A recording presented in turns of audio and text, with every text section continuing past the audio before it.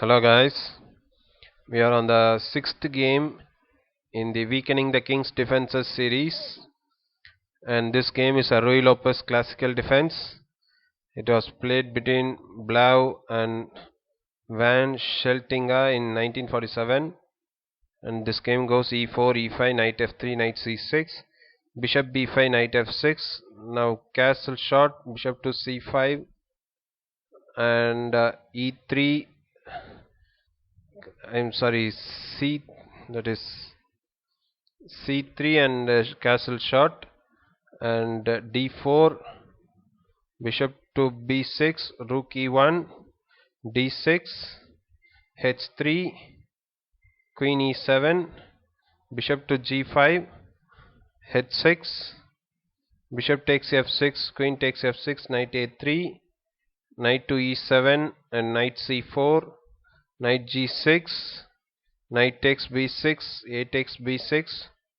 Black has a slight advantage because white's king position is weakened by h3 move.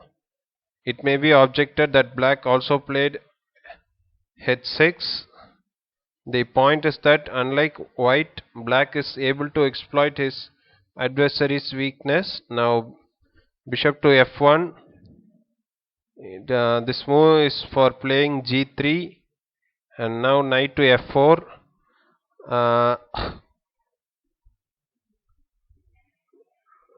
Thus playing h3 also means weakening the f4 square, for white cannot play g3 without losing the h pawn. Now king to h2, now g5. This is another method of exploiting the weak point at h3, and an advance of g5 to g4, aiming to open the g file. Observe the similarity of procedure adopted against g6 with the advance of h4 to h5 and opening of the h file. So now knight to g1. This was evidently intended to prevent g4, but such a passive defense is doomed to failure. White should have tried g3 here. Also, this would not solve all his problems. Now g4.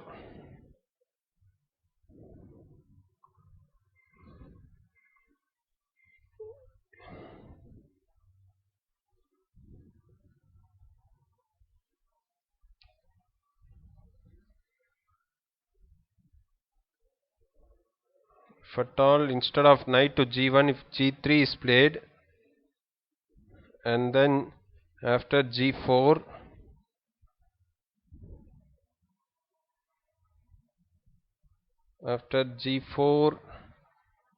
now knight to g1 transposes to the earlier variation. So after hg4, bishop takes g4, and g takes f4, queen takes f4 check, king to g2, now f5, and bishop to d3, now d5, ed5, rook to f7, rook to e3, now e4, bishop to e2, rook to g7, knight to g5. This is the only move. Now rook takes g5, bishop takes g4, rook takes g4 check, and black has some positional advantage.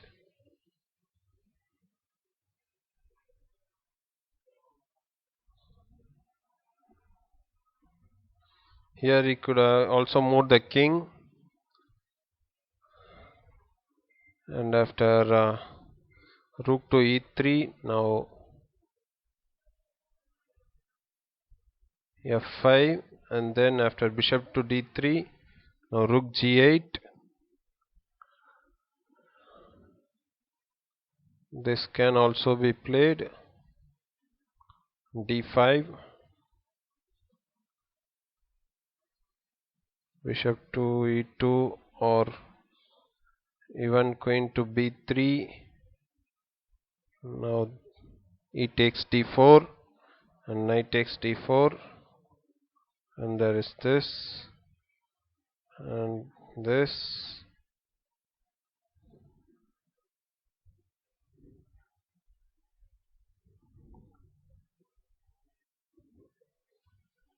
Anyways, black has a huge advantage.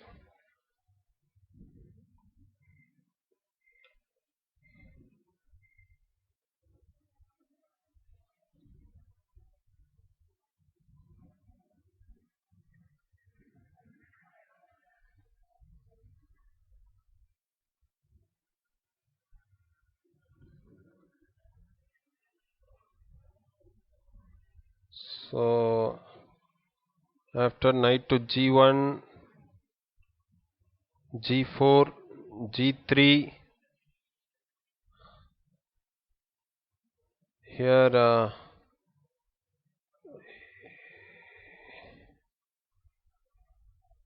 here h takes g4, and then queen h4 is coming. If at all knight h3, then bishop takes g4 is coming. After queen to d2,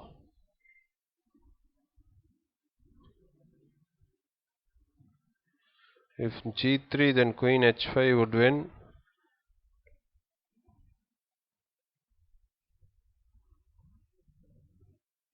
g3,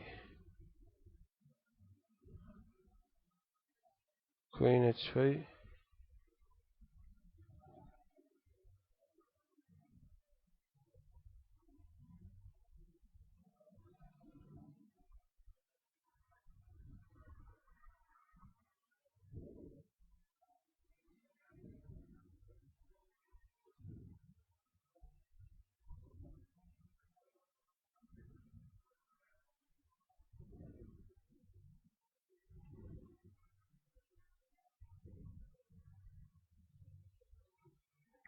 So hg4 is not it's a bad move. And after g3, now knight takes h3, knight takes h3, g takes h3. Now queen to d2. Now queen g6, and then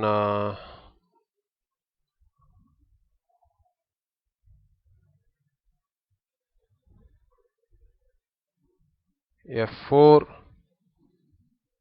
I'm sorry, here queen to g6, and then f4, bishop to g4, f5, queen to h5. Black has maintained his extra pawn, and the forward march of the g pawn has in addition provided him with an open line of attack. Indeed, he won without any great difficulty.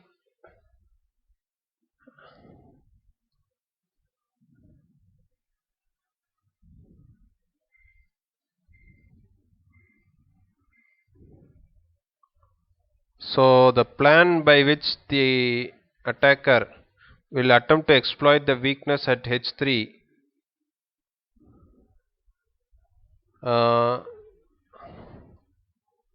h3 here, the plans will be to attack along the diagonal from d6 to h2.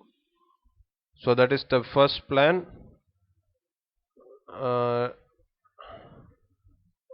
And then posting a knight at f4, the advance of g5, g4, and sacrifice at h3.